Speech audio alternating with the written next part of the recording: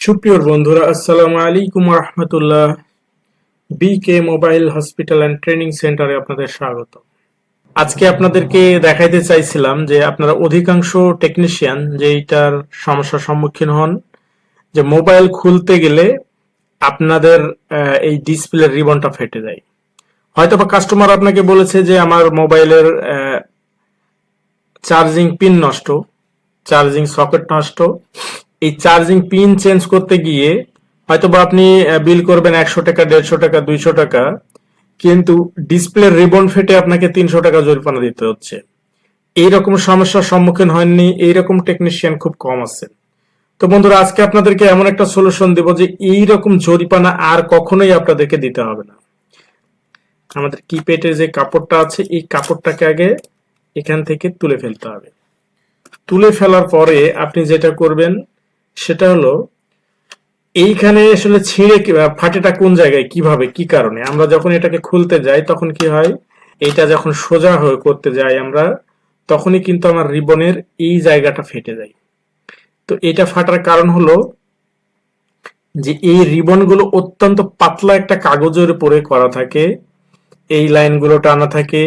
এটা অনেক দিন ব্যবহার হওয়ার কারণে এই রিবনের মেয়াদটা কিন্তু ফুরিয়ে যায়, যার জন্য আর এইটা এইভাবে থাকতে থাকতে একটা সময় ঠিক বাঁশের পাতা যেরকম শুকনো হয়ে যায়, একটা শুকনো পাতা, গাছের পাতা শুকনো হয়ে গেলে ভাঁজ অবস্থায় থাকলে যেরকম হয়, ওটাকে শার্ট করতে গেলে ফেটে যায়, ঠিক সেই রকম এইটা পাতার মতো কিন্তু শুকিয়ে একেবারে শক্ত হয়ে যায়। এইটাকে যখনই এইভাবে সোজা করেন তখনই এই জায়গাতে ফাইটে যায়, আর যখনই ফাইটে যায় তখন এলসিডিটার কাজ করে না। তো যদি মোটা দাগগুলো যদি ফাটে যায় সেক্ষেত্রে আমরা অনেক সময় তার টানে করে দিই, কিন্তু চিকন যে লাইনগুলো আছে, এই চিকন লাইনগুলো কিন্তু ফাটে গেলে এইটাকে আর কোনো উপায় থাকে না, তখন এলসিডি চেঞ্জ করা লাগে। কাস্টমার কিন্তু আমাকে বলবে শুধু চার্জিং পিন চেঞ্জ করতে দিয়েছি, আমি তো এলসিডির কিছু কাজ করতে দিইনি, এটা আপনার কাছ থেকে নষ্ট হয়েছে, আপনি দেন। এই জরিমানা অনেককেই দিতে হয়। আপনাদের কাছে এই যে এই টেপটা অবশ্যই আপনাদের আছে, সার্জিক্যাল টেপ। এই টেপটা দিয়ে কিন্তু আমি এই সমাধানটা করব।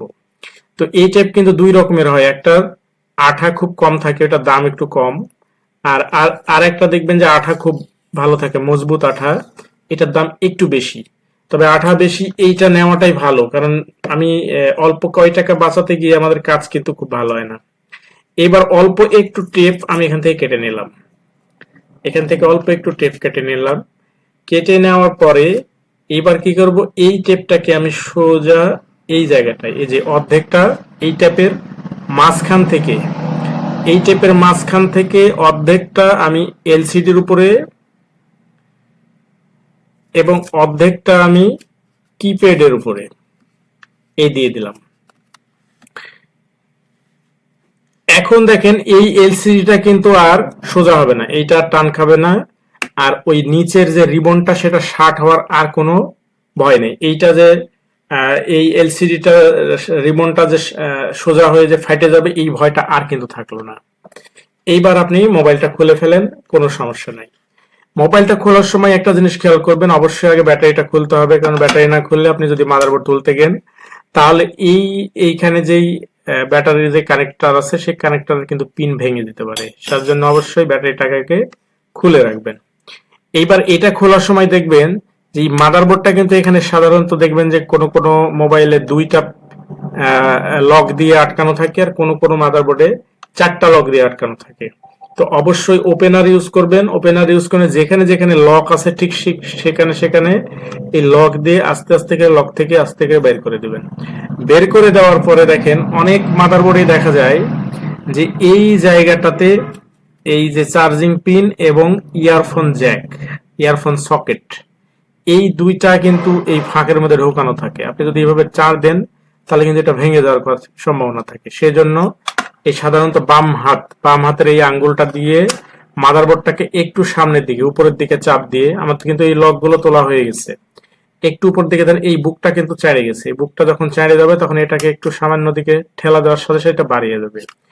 আর যদি আপনি এই আঙ্গুলটা না ইউজ করেন সেক্ষেত্রেও হবে, কিন্তু একটু কষ্ট হবে। আর এই আঙ্গুলটা যদি ইউজ করেন তাহলে আপনার জন্য সবচেয়ে সুবিধা, এই যে বাম হাতের আঙ্গুলটা একটু সাপোর্ট দেন, সামান্য একটু সাপোর্ট দিয়ে এটাকে দেওয়ার সাথে সাথেই এটা উঠে যাবে। এখন দেখেন আমার মাদারবোর্ডটা কিন্তু এখান থেকে আলাদা হয়ে গেল। আপনি চাইলে এইভাবেও কাজ করতে পারেন। যদি কোনো এই হয় শর্টকাট, আমি জানি অল্প প্রচুর পরিমাণে যখন কাজের ভিড় থাকে তখন শর্টকাট কিন্তু আমি এভাবেই কাজ করি। এই যে রিবনটাকে এইভাবে বাঁকা করে রেখে বাস আমি এখান থেকে এই যে চার্জিং পোর্ট তুলি বা মাদারবোর্ডের অন্যান্য কাজগুলো করে ছেড়ে দিই। আর যদি আপনার ভয় থাকে যে এই রিবনটা আমার ফাইটে যেতে পারে, সেক্ষেত্রে অবশ্যই আপনাকে এইখানে প্লাস্টিকটা এখান থেকে তুলবেন, তুলে তারপরে করবেন, কাজ করবেন। আর অনেক সময় দেখা গেল রিবল টিবল করতে গিয়ে এটাকে উল্টা পাল্টাই ডান বা সবকিছু করতে হয়, সেক্ষেত্রে অবশ্যই এটাকে তুলবেন। আর আরেকটা কাজ করবেন, এই পাশে আরেকটা এই যে রিবন সহ আরেকটা টেপ লাগিয়ে দিবেন। এই টেপ আরেকটু কেটে এই পার লাগিয়ে দিবেন। তাহলে আপনি যদি আইসি রিবল করেন, এটাকে 1000 বার নাড়াচাড়া করেন, এই রিবন ফাটার আর কোনো সম্ভাবনা নাই।